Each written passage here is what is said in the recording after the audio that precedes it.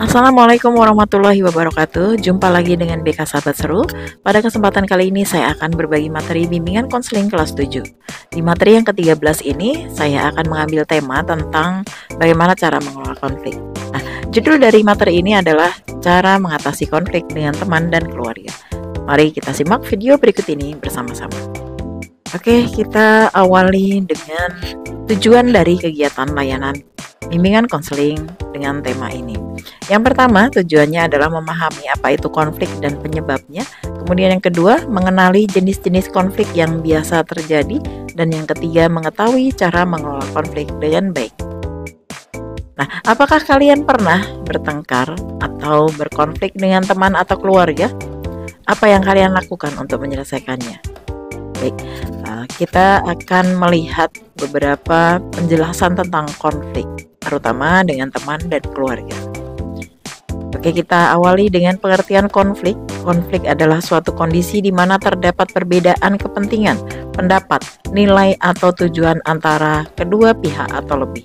Konflik bisa terjadi dalam berbagai aspek kehidupan, baik dalam diri sendiri, dalam keluarga, di sekolah, di tempat kerja, maupun di masyarakat. Kemudian, karakteristik dari konflik sendiri adalah yang pertama terjadi karena adanya perbedaan pandangan atau kepentingan. Kemudian bisa bersifat positif jika dikelola dengan baik atau negatif jika dibiarkan berlarut-larut. Yang ketiga, tidak selalu berarti permusuhan, tetapi dapat menjadi sarana pembelajaran dan pertumbuhan pribadi. Nah, berikut ini ada contoh konflik dalam kehidupan sehari-hari. Yang pertama, contohnya seorang siswa yang bingung memilih antara belajar atau ujian atau bermain dengan teman. Kemudian, dua sahabat yang bertengkar karena salah satu merasa diabaikan. Nah, contoh yang ketiga, dua kelompok dalam suatu organisasi berbeda pendapat mengenai strategi yang harus diambil. Nah, selanjutnya kita akan melihat jenis-jenis dari konflik. Konflik dapat dikategorikan ke dalam beberapa jenis berdasarkan cakupannya, yaitu yang pertama, konflik internal. Ini mencakup konflik dalam diri sendiri. Konflik internal terjadi dalam diri seseorang ketika ia mengalami dilema atau kebingungan dalam mengambil keputusan. Konflik ini seringkali terjadi karena adanya perbedaan antara keinginan dan kewajiban. Contohnya, bingung memilih antara bermain game atau menyelesaikan tugas sekolah. Kemudian contoh berikutnya, ragu apakah harus menerima tawaran menjadi ketua kelas atau tidak. Nah, contoh selanjutnya, merasa takut untuk mengungkapkan pendapat dalam diskusi kelas. Kemudian yang kedua, konflik antar pribadi, yaitu konflik dengan orang lain. Konflik ini terjadi antara dua individu yang memiliki perbedaan pendapat, keinginan, atau kepentingan. Konflik antar pribadi sering terjadi dalam keluarga, pertemanan, dan lingkungan sekolah. Contohnya adalah bertengkar dengan teman karena perbedaan pendapat dalam tugas kelompok. Kemudian contoh yang lain adalah salah paham dengan orang tua mengenai aturan di rumah, serta merasa tidak dihargai oleh sahabat karena sering diabaikan. Kemudian yang ketiga adalah konflik kelompok, yaitu konflik dalam kelompok atau antar kelompok. Konflik ini terjadi antara individu dengan kelompok atau antara dua kelompok yang memiliki perbedaan kepentingan atau tujuan. Nah, contohnya, dua kelompok siswa berbeda pendapat mengenai tema acara sekolah. Kemudian, contoh yang lain, yaitu perbedaan visi antara anggota OSIS dalam menentukan program kerja, serta dua tim dalam olahraga bersaing dengan cara yang tidak sehat.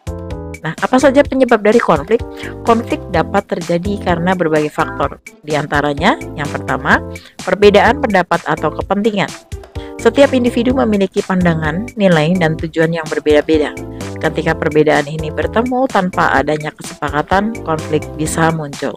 Nah, contohnya, dua orang memiliki cara berbeda dalam menyelesaikan tugas kelompok, atau seorang siswa ingin bermain sementara temannya ingin belajar bersama. Kemudian yang kedua, kurangnya komunikasi.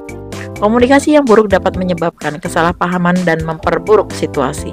Nah, contohnya, seseorang mengira temannya tidak menyukainya hanya karena ia tidak pernah diajak bermain, atau seorang anggota kelompok merasa pendapatnya tidak didengar oleh teman-temannya.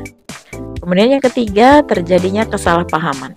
Terkadang konflik muncul karena informasi yang tidak lengkap atau salah tafsir terhadap perkataan atau tindakan orang lain. Contohnya, mengira teman sedang marah padahal ia hanya sedang lelah, atau salah memahami maksud dari pesan yang dikirim melalui chat. Kemudian yang keempat, yaitu perasaan negatif, yaitu marah, cemburu, atau dendam. Emosi negatif dapat memperburuk konflik dan membuat seseorang sulit berpikir jernih. Contohnya, seorang siswa merasa iri karena temannya lebih sering dipuji oleh gurunya, atau kesal kepada teman karena ia lebih sering dipilih dalam permainan kelompok.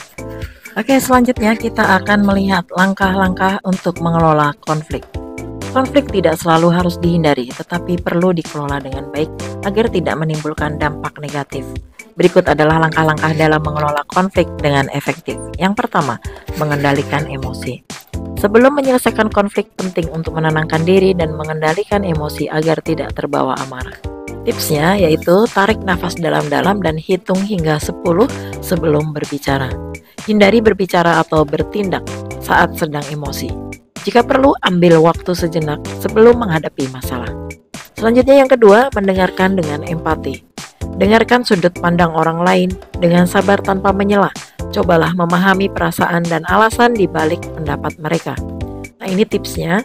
Biarkan orang lain menyampaikan pendapatnya terlebih dahulu. Tunjukkan sikap perhatian dengan mengangguk atau memberikan respon yang mendukung. Jangan langsung menyalahkan atau menghakimi orang lain.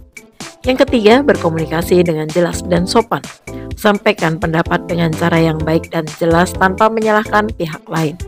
Tipsnya yaitu gunakan kalimat "saya merasa" daripada "kamu selalu" untuk menghindari kesan menyalahkan.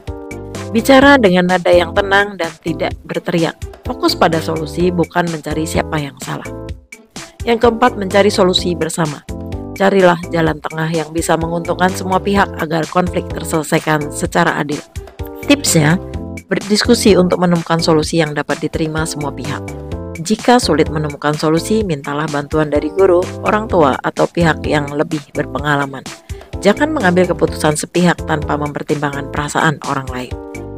Selanjutnya kita akan beralih untuk melihat manfaat mengelola konflik dengan baik.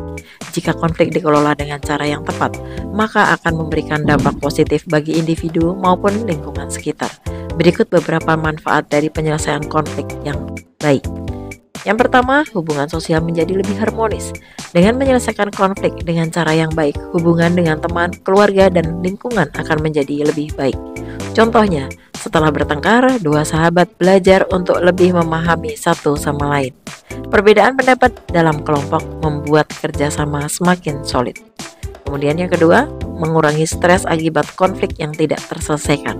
Konflik yang dibiarkan berlarut-larut dapat menyebabkan stres dan ketegangan. Dengan menyelesaikan konflik secara sehat, seseorang bisa merasa lebih tenang dan nyaman.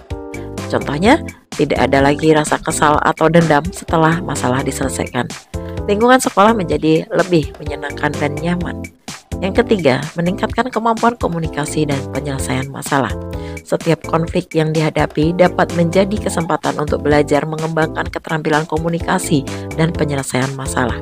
Contohnya, seorang belajar bagaimana mengungkapkan pendapatnya dengan lebih baik. Siswa menjadi lebih bijak dan menghadapi perbedaan pendapat. Kemudian dari paparan yang sudah kita sampaikan tadi, kita bisa menarik kesimpulan bahwa konflik adalah bagian dari kehidupan sosial yang wajar terjadi. Konflik bisa bersifat internal, yaitu dalam diri sendiri, antar pribadi, yaitu antar dua individu atau kelompok. Penyebab konflik antara lain perbedaan pendapat, kurangnya komunikasi, kesalahpahaman, dan perasaan negatif.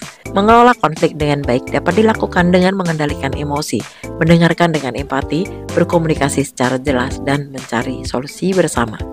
Penyelesaian konflik yang baik membawa manfaat seperti hubungan yang harmonis, mengurangi stres, serta meningkatkan keterampilan komunikasi dan penyelesaian masalah. Dengan memahami dan menerapkan cara-cara mengelola konflik dengan baik, kita dapat menciptakan lingkungan yang lebih damai dan harmonis. Demikian tadi materi tentang bagaimana cara mengelola konflik, yaitu mengatasi konflik dengan teman dan keluarga. Mudah-mudahan materi ini bermanfaat untuk kita semua. Kita akan ketemu lagi pada video-video BK Sahabat Seru berikutnya. Wassalamualaikum warahmatullahi wabarakatuh.